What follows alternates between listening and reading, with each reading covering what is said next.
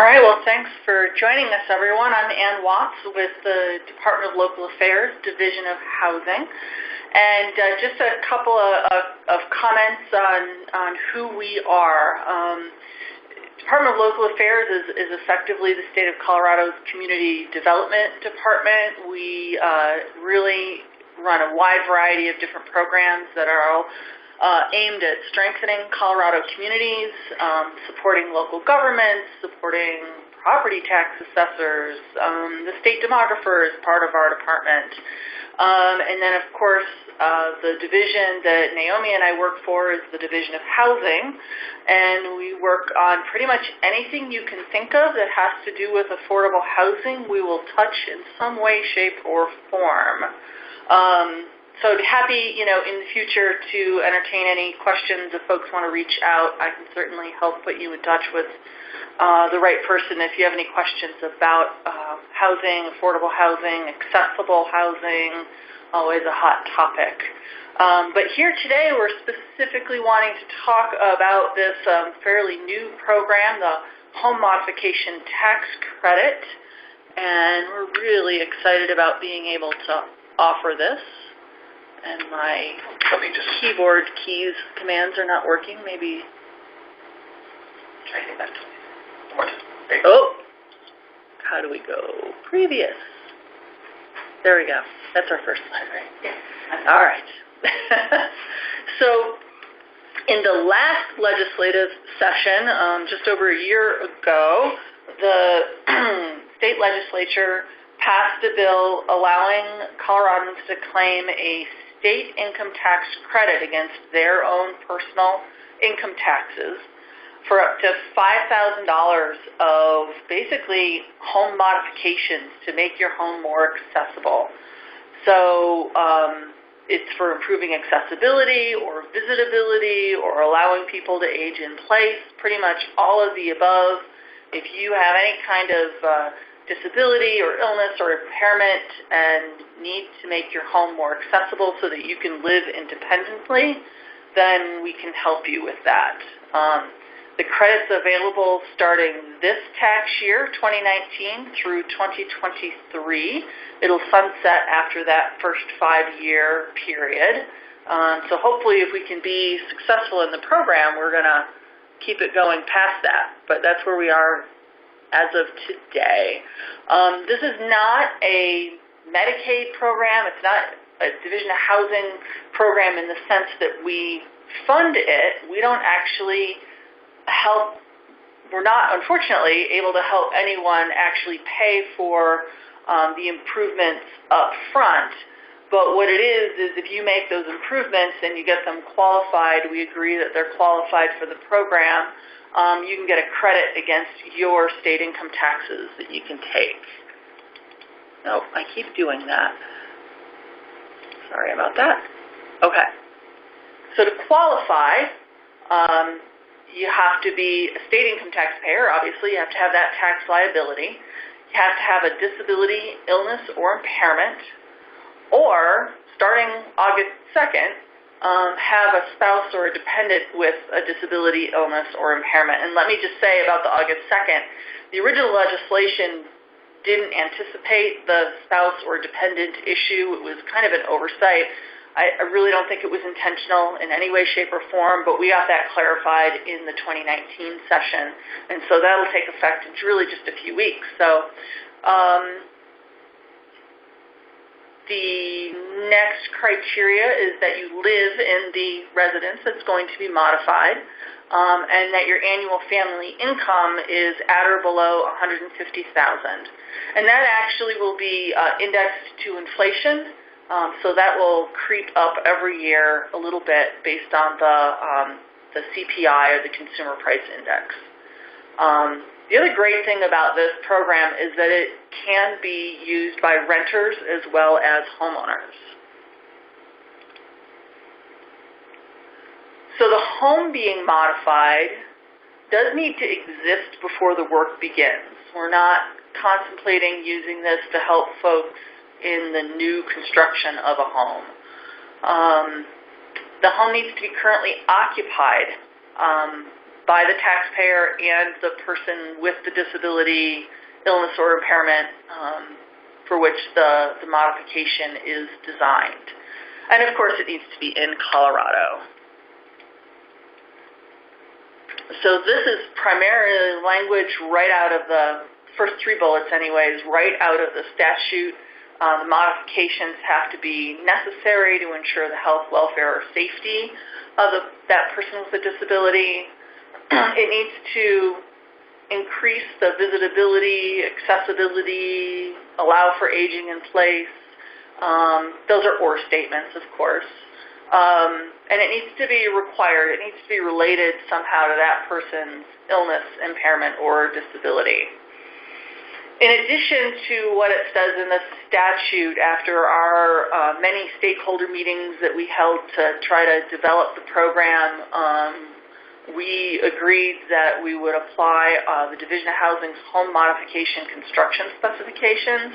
This was a pre-existing document that we developed in light of the Medicaid home modification programs that we work on, and we think it's applicable here as well. And the other item is that the work needs to be completed in the tax year for which you'll receive the tax credit. You do have, I'll probably get to that, but you do have up to 5 years to actually take that tax credit. So if you need to do $5,000 worth of work, but your annual state income tax liability is only about $1,000 or maybe $2,000, then you can take that credit over multiple years until you're able to claim the full $5,000. You have up to 5 years to do that. All right, so I'm going to let Naomi talk more in the fun part. So good afternoon, this is Naomi Hubert, and I'm just going to go over just some of the examples of what we will be looking for as far as being eligible modifications. These are typical modifications that we see in our Medicaid program that we oversee. And again, these are just examples. This is not a all or nothing list. They're just examples to give you an idea of what we're looking at or what can be considered eligible. So any kind of a modification to an entrance to make it accessible. So you're looking at ramps typically, and they don't have to be wood. They can be made out of metal or concrete, or wheelchair lifts. That's a common modification that we see. So just something to make the entrance more accessible.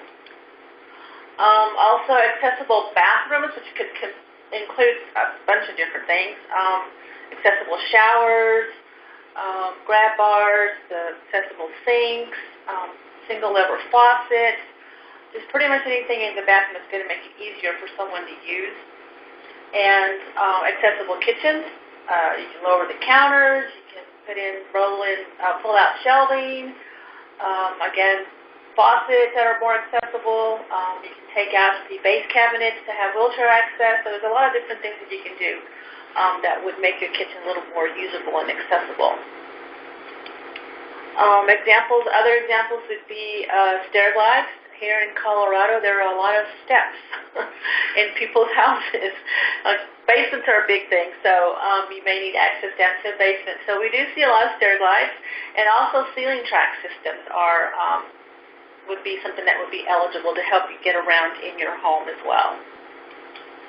And then just other types of examples that you may not necessarily consider would be door widening, and then addressing your flooring. So if you're in a power wheelchair, there's different types of flooring that would be more durable to that power wheelchair, or if you use a walker or a cane, some of the thicker carpet might be an obstacle for you. Relocation of outlets and switches. So if you're in a wheelchair and you'll be able to reach your outlets or your switches, those can be relocated to heights that are usable. And then also modifications for people that have hearing and visual disabilities. Like smoke alarms that have the flashing lights for someone who is deaf. That way they know that there's a fire going on in their home. And some examples of what would not be considered modifications, and these are things that what we call DME or durable medical equipment. So this would be things that are like portable. that are not attached to the home, so canes, wheelchairs, scooters, walkers, medical equipment such as that, oxygen tanks, the little cart that people carry their oxygen tanks in, shower chairs that are portable that come in and out of the shower, toilet frames, just anything that is not attached to the home and that's portable is not going to be considered an eligible home modification for the purpose of this tax credit program. And then I'm going to go over quickly how you can apply. The application is online on our website, on the DOLA website, and I think the next slide shows the actual slide, but I'll go through this one. So you would complete the pre-qualification survey to see if you qualify. That way you don't have to do the whole application and then find out that you don't qualify. You do a pre-qualification survey. And then if you do qualify, then you continue with the next step of completing the initial application. And then if that goes through, then you would complete the work and then you would submit your final application. So we'll go through what that looks like. So this is the page on our website, and on the DOLA website, and you would go to the Home Modification Tax Credit tab on the left-hand side, and you would see this picture of a nice ramp, and it would scroll down, and you would get to the pre-qualification survey, and you can also click on, I'm pointing like you can see me pointing. You can also click on the different program eligibility criteria. Those little crosses will expand and will give you more information, a little more detail than what we're giving you here today. And you complete that pre-qualification survey to see if you are eligible. And then if you are, then you can set up an account to go in and access your application whenever you want to, and you don't have to go through the whole pre-qualification survey each time. And that pre-qualification survey, and I think it's worth touching on the program reference material that was listed there as well. In any case, if you go to our website, you can get to things like the detailed program guidelines that's, 3 or 4 pages of narrative describing all of the criteria in detail. You can see our construction specifications, things like that. So, and a lookbook. We've developed a lookbook that provides a lot more examples of potential home modifications that can be a really great reference tool for folks. So there. Yeah, I don't know how to go back to know where that is. Are they able to see the mouse cursor? Oh, okay, cool. Oh, wasn't sure about that. Okay, so the pre-qualification survey is pretty simple. Your name of the applicant, phone number, and so forth. And then this section here would be if someone is applying on your behalf, so if there's a representative that you want to do this application for you, their information would go there. And then, of course, the address, physical information of the home. And then these questions down here are really important to answer. This will determine whether or not you are eligible to even apply for the tax credit. So are you a taxpayer? Is the applicant a taxpayer? Or does the applicant or their spouse or dependent have a disability? The income question, the occupying the home, and then if you own the home, and then if not, has the owner agreed to the modification? So you should hopefully be able to click yes for all of those, and then you submit your pre-qualification survey, and then you would get information on whether you are determined eligible to continue. Oh shoot, that's not right. There you go. There we go. So once your application is determined to be eligible based on that pre-qual survey, then you can create your account, and this is that account page would look like. So each time you go into your application to either add or upload documents, or if you need to change any information, you would just log into your account, and you wouldn't have to go through the whole process of doing that survey again. You can also click on that Funding Available button, and that is updated daily. Yes. Okay. So you would know how much money is still left in this tax year for those tax credits. So if it's December 1st and you click on this available funding button and there's $100 left, and you probably don't want to do your home mod in this year. You would probably want to wait because we are limited to $1 million total each year. So, which should be enough to do somewhere in the neighborhood of 200 to 250 homes a year. So, but that would be helpful for you to know how much is left in that year, depending on when in the year you're doing your modification. And then the initial application, you're going to let us know the scope of work. And again, these are just general examples. And I think there's an other in here as well, and you're able to put that in there. You need to tell us about all the family members, and this asks all the questions of what you've uploaded. And this is information that would need to be uploaded in order for us to process your application. So the construction bid, before pictures, if you're not the owner, the owner-landlord release. If you do own the home, then proof of ownership. Your state income tax return, that's for income verification. Yep, okay. Exactly. Okay. And then the detailed scope of work of what it is that you're going to be doing. So we recommend that you have all these documents ready so that you don't have to come back to it each time.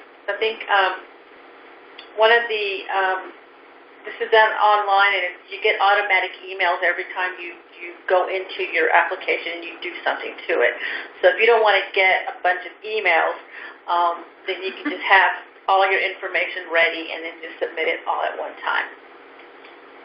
So just to clarify one point, the whole purpose of this initial application is simply to make sure that the work you're suggesting is actually going to be eligible. So the idea is we want to give you some sense of assurance that you're going to get your tax credit for this work before you actually start doing the work. So. Right. There is a section where you put in information about other family members, and then where you can upload all your files. So you just scroll down from your application and you can submit that information, and that is going to be required when you do your initial application. And that's all on the same page. Mm-hmm. Yeah. Wouldn't fit all on one slide. Yeah, that's true. It is all on one page. Everything's all on one page. Yeah.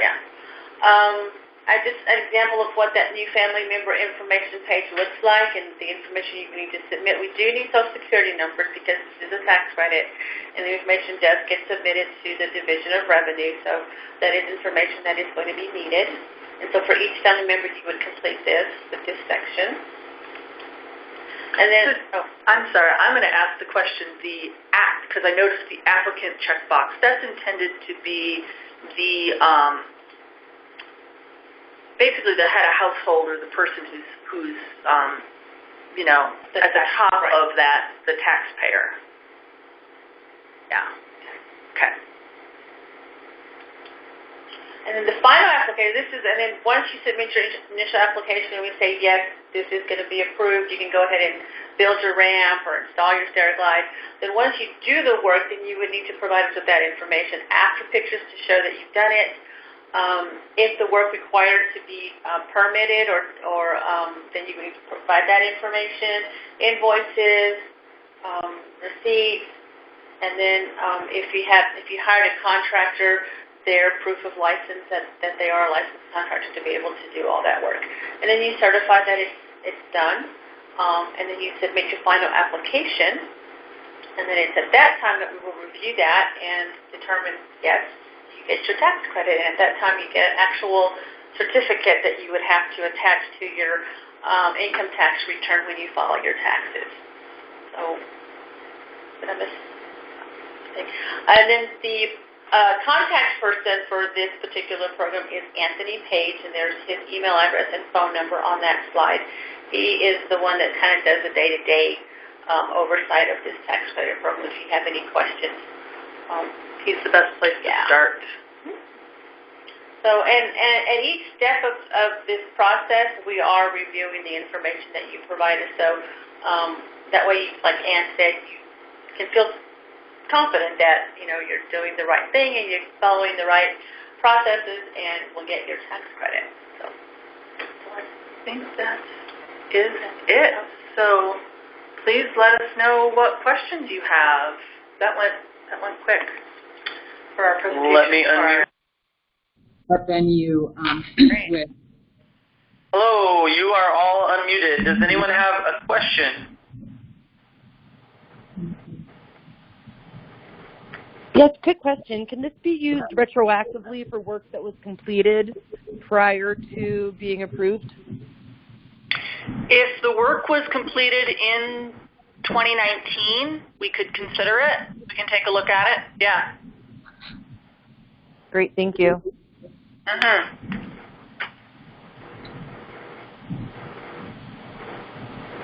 Any other questions?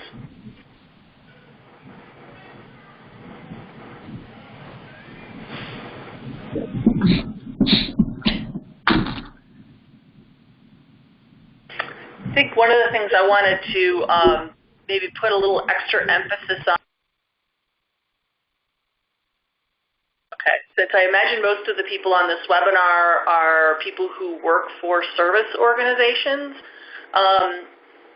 we set up that section or that ability to have a representative help someone with the application really with you and, frankly, with contractors in mind, because individuals who might want to access this tax credit may or may not feel comfortable with being online, may appreciate have someone helping them walk through the process that maybe has done it before. And so we just want to encourage folks to consider that as, maybe one of the services that you could provide to your clients and to help walk them through this process. And if you want to authorize you to see all of their detailed information about the project and for us to talk to you about the project, then that's how you inform us that you're playing that role. So. Great. Any final questions? Please hit *6 on your phone.